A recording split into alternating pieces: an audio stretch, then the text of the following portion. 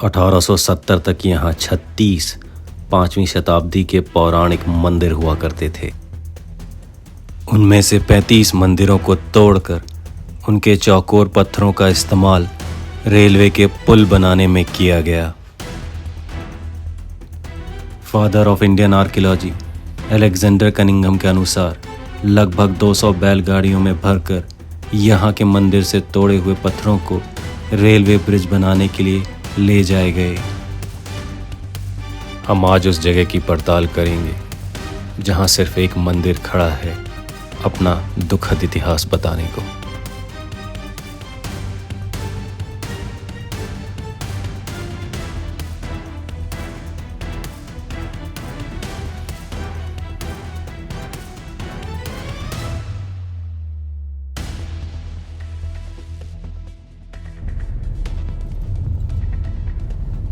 अगर आप हमें लगातार फॉलो कर रहे हैं और हमारे सारे एपिसोड्स देख रहे हैं तो आपने हमारा तिगवा का एपिसोड ज़रूर देखा होगा जहां हमने गोलाकार पत्थरों की बात की थी जिसे स्पॉटलाइट की टीम ने पहली बार फिल्माया था। अगर आपने वो एपिसोड नहीं देखा तो प्लीज़ देखें। उस एपिसोड को फिल्माने के लिए जब हम तिगवा आए थे उस वक्त हमने प्राचीन 1500 से 1600 साल पुराने तिगवा के मंदिर कॉम्प्लेक्स को भी फिल्माया था, लेकिन आपको प्रस्तुत करने से पहले हमने उसके पीछे काफ़ी रिसर्च की और आज आपके सामने प्रस्तुत है तिगवा के मंदिर परिसर का एपिसोड, इसका इतिहास और इससे जुड़े हुए कुछ दुखद वाक्य जिन्हें जानकर हमें काफ़ी अफसोस हुआ।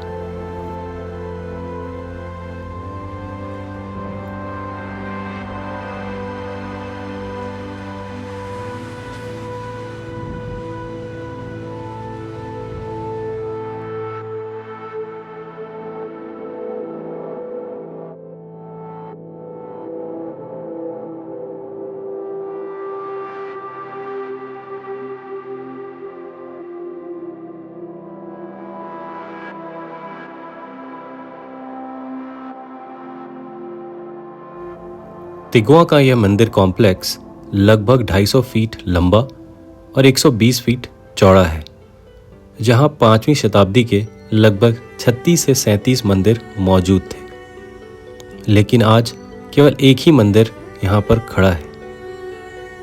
बाकी मंदिरों के नींव और उनके अवशेष ही बचे हैं।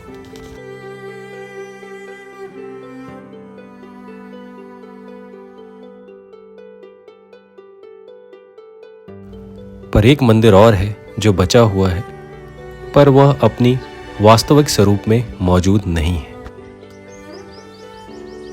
तिगवा एक छोटा सा गांव है जिसका शाब्दिक अर्थ है 3 गांव।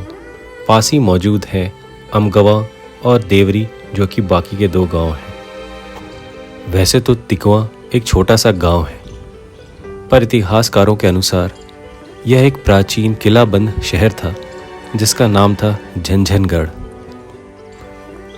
इस कॉम्प्लेक्स में मौजूद है सबसे पुराना मंदिर जिसे अब कंकाली देवी जी का मंदिर कहा जाता है।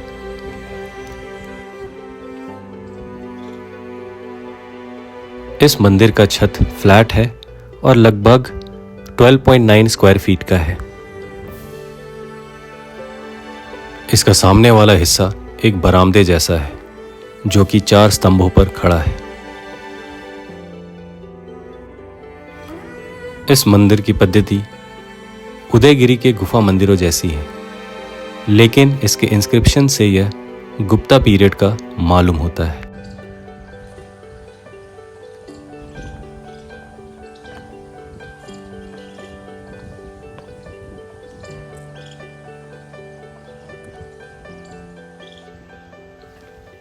रिसर्च के दौरान अलेक्जेंडर कनिंघम, जिन्हें की फादर ऑफ इंडियन आर्कियोलॉजी कहा जाता है, उनकी 1873 से लेकर 1876 की सर्वे रिपोर्ट को हम पढ़ रहे थे, जहां उन्होंने तिगवा के बारे में भी कुछ पन्ने लिखे हैं। वहां उन्होंने कुछ बहुत शॉकिंग बात लिखी कि कैसे इस कॉम्प्लेक्स के 35 से 36 मंदिरों को या तो तोड़कर या फिर पहले से टूटे हुए अवशेषों को उठाकर रेलवे के लाइन के बेस या फिर पुल बनाने में इस्तेमाल किया गया। अलेक्जेंडर कनिंघम ने उन 2 कॉन्ट्रैक्टर का नाम भी बताया जिन्होंने इन मंदिरों के चौकोर पत्थरों को यहाँ से लगभग 200 गाड़ियों में भरकर ले गए। उनके नाम थे वॉकर और प्रैट, पर उनके बारे में इससे ज़्यादा और कोई जानकारी नहीं है। वह ईस्ट इंडिया कंपनी के इंग्लिश रेलवे कॉन्ट्रैक्टर थे।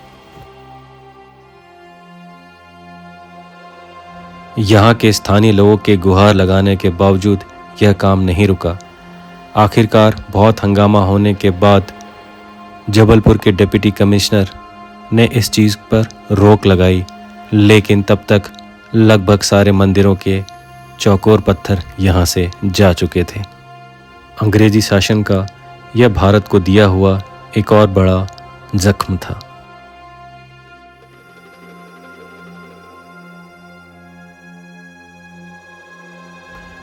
खैर चलिए, बचे हुए इस मंदिर को अब हम आपको विस्तार से दिखाते हैं, क्योंकि यह मंदिर खुद में बहुत सारी विशेषताएं छुपाए हुए है और ऐसा लगता है कि 3rd सेंचुरी से लेकर 7th सेंचुरी तक इसमें थोड़ी बहुत चीज़ें जुड़ती गई हैं। मंदिर के अंदर जाने से पहले जो मंडप है, मंडप में जाते साथ ही आपको बाईं तरफ 2 स्कल्पचर्स नज़र आते हैं। ऊपर की तरफ काली जी की प्रतिमा प्रतीत होती है, तो नीचे की ओर विष्णु जी की शेष सैया पर लेटी हुई मूर्ति है। बगल में ही गंगा जी और यमुना जी को रिप्रेजेंट करते हुए 2 मूर्तियां हैं जो कि साइड बाय साइड है। मंदिर के अंदर घुसने के बाद जो आप मेन आराध्य की मूर्ति देखते हैं, अलेक्जेंडर कनिंघम के भी अनुसार और प्रथम दृष्टि में हम अगर देखते हैं तो यह नरसिंह भगवान की मूर्ति नजर आती है, पर इसे कंकाली देवी जी का मंदिर क्यों कहा जाता है वह हम पुष्ट नहीं कर पाएंगे। वैसे आपने बाहर बाईं दीवार पर देखा था कि वहां पर काली माता की मूर्ति आकृत की गई है। इस मंदिर की बाहरी दीवार पर कुछ इंस्क्रिप्शंस हैं, जिनमें से कम एक का अनुवाद यह है कि मैं समन्या भट्ट का पुत्र कानिकुब्ज का उमादेव अपनी आस्था प्रकट किया हूँ सीताभद्रा मंदिर में। यह शिलालेख उमादेव द्वारा की गई तीर्थ यात्रा का उल्लेख करता है, न कि इस मंदिर के निर्माण का। यह 7th या 8th सेंचुरी का इंस्क्रिप्शन है। जैसा कि इस एपिसोड की शुरुआत में हमने आपको बताया कि यहाँ एक और मंदिर भी बचा है, जो कि अब अपने ओरिजिनल स्वरूप में नहीं है। इसका मतलब हाल के दिनों में इसमें बहुत सारे बदलाव हुए दिखते हैं और इसका काफ़ी शोषण हुआ भी दिखता है, शायद ASI के संरक्षण में आने से पहले खुले में होने की वजह से। हमारा मकसद है भारत में ऐसी छुपी हुई जगहों को और इतिहास को आपके सामने लाना, जिसके लिए हमारी टीम बहुत रिसर्च करती है। पर एक बात आपको बताना ज़रूरी है कि भारत सदियों से महान धर्मों का केंद्र रहा है। जैसे कि 3री शताब्दी में बौद्ध धर्म का स्वर्णिम काल था और जैन धर्म उससे पहले और उसके बाद 5वीं शताब्दी में काफ़ी वर्चस्व पे था।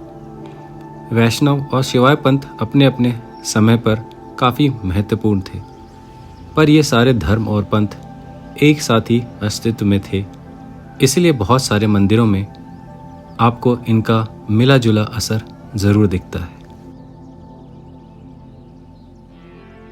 इस चैनल में न हम सिर्फ आपको अनसुने इतिहास, लोग, जगहों के बारे में बताते हैं, बल्कि आपको उस स्थान पर लेके भी जाते हैं जहां यह इतिहास घटित हुआ। इसी के साथ आपसे विदा लेते हैं, इस वादे के साथ कि अगले हफ्ते आपसे फिर मुलाकात होगी। तब तक के लिए नमस्कार।